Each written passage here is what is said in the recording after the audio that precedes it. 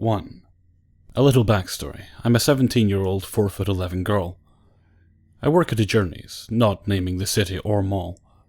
One day I worked a 3 to 9:30 shift, which usually really ended at 10 or 10:15.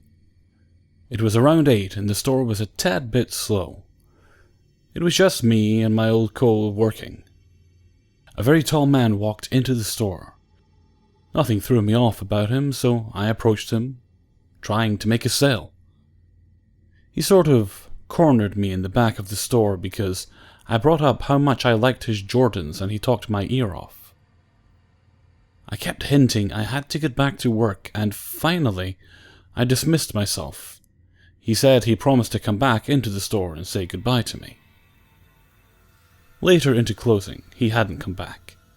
Being happy about that and feeling safe, I locked up the store. I said goodbye to my co and headed towards my car. I walked out of the sliding doors and spotted my car.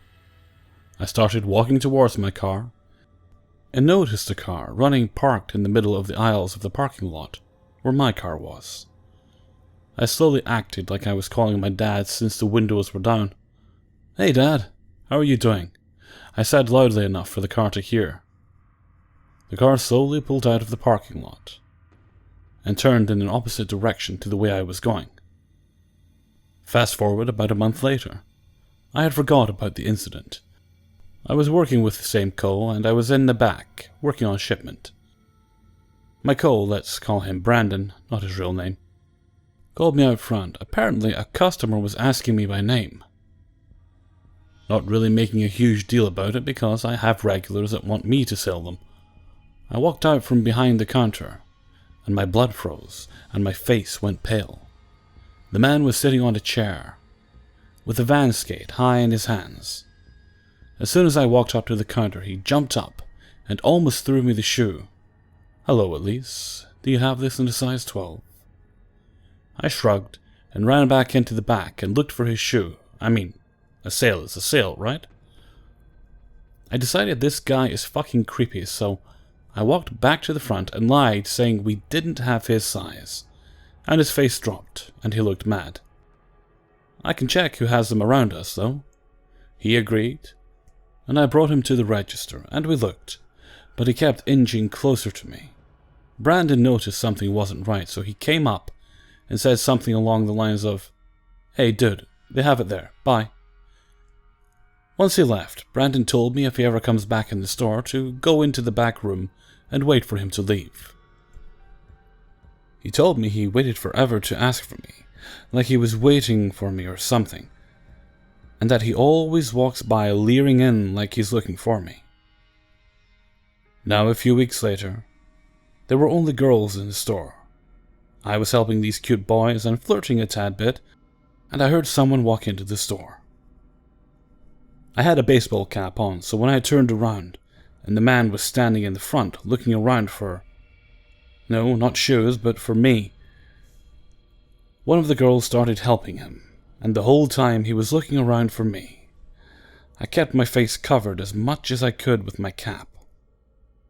The idiot girl helping him called my name and my heart dropped. I turned around and smiled at him, his face lit up. And the girl, let's call her Kelly, asked me where to find a certain shoe. He had a creepy grin on his face while he just stared at me the whole time. I dismissed myself by going and getting the other guy's shoes. He was still there when I came back. I sold 2 pairs of shoes to the guys, then he walked up to me and started telling me things. I don't want to go into detail, but it was basically about how pretty I am and how he would have fun with me. Freaked out, he finally left, and I kept quite not wanting to cause a scene. When I locked up the store that night, I walked through the sliding doors, and the car this time was parked right behind my car. My heart dropped, and I slowly walked to my car. His window was rolled down, and he was grinning ear to ear at me as I walked up to his car. "Can I help you?" I asked. He nodded yes and begins to get out of the car. I start to panic. And out of sheer luck, my coworker walks by and yells goodbye to me. He hops back into his car and drives off. I start to drive away when I notice he's following me. I get onto the highway and speed, and exit off to a back road. I lose him. And every weekend since, he walks by looking for me. Till this day, I haven't said anything. 2. This second story is shared by the same subscriber as number 1. Again, I work at Journeys, and this time it was more during the day. We had been pretty slow for a Saturday, my shift running from 1 to 7 that day. Now a tad bit of backstory about Journeys since the last story. My co-manager, Brandon, not using any real names in this story, no longer works with Journeys, and so when this happened to me, my boss was in the store, we'll call him Randy. Being slow for a Saturday was kind of fun for me. I got to reorganize the store and make sure everything was in its place, and make the store pretty. We have a system called holes. You sell a display shoe, and you make your own display and so forth. Well, no one really follows that rule, so I started to fill all the holes in the store. I popped in and out of the back room with brand new shoes to start bar lacing and tagging each shoe. I had all the shoes I needed on the counter. I started bar lacing with me standing behind the counter, and my full timer was next to me, us chatting and joking around. Let's call her Kimberly. So let me explain my store. My store is a bigger Journeys, so you walk into the store, and boys' shoes are on the right, girls on the left. If you walk all the way to the back of the store, that's where the counters are with the registers. Behind that, there are 2 large doors leading into the back room where my stock of shoes are. So, being behind the counter, I see a man walk into my store. He stops and is glancing around the store. I smile and call out, "Hey man, welcome to Journeys." He looked me dead in the eye and sped walked to the counter. It took me a second, but I didn't think anything of it. So this guy is standing here and just staring at me and my full timer. I look at her and give out a giggle. I elbow her and say, "Oh, is this your friend?" She was pale and just shook her head and said, "No, I don't know who this is." He kind of started mumbling to himself. Kimberly went away, and I know she was looking for Randy. He looked at me and started to twitch. "I need some clean shoes," he said. I went over to the Timberlands, which were to the right of me, and picked up 2 and set them on the counter. "Have you ever checked these out, dude? They are pretty cool." He looked at the price tag, and looked back up at me with a smile. He sort of leaned over the counter with both hands on the counter inches away from my face. I was frozen. I couldn't move. "I'll buy these if you go on a date with me," he said, and laughed the most creepiest laugh I've ever fucking heard. "I'm sorry, I have a boyfriend," I said. He shook his head and says, "No, you don't, Elise." He took out his phone and he went to the dial page. He handed it to me. I put in a fake number. He smiled and called the number. My phone was in the back room charging. He frowned as he hit the end button. "Did you give me a fake number?" My heart sunk. "No, my phone is in the back there charging." He smiled and walked out of the store. I automatically told my boss everything that happened, and he was on lookout. About 10 minutes later, I saw the guy walking back and forth outside of the store, staring at me and smiling. I ignored it because I was trying to finish my duty that I was doing. I heard a huge crash and jumped up and looked to see him picking Timberlands off the ground and putting them back onto the stand. He had ran into our front stand and picked up the shoes and ran off. I sighed in relief and started to work on what I was doing.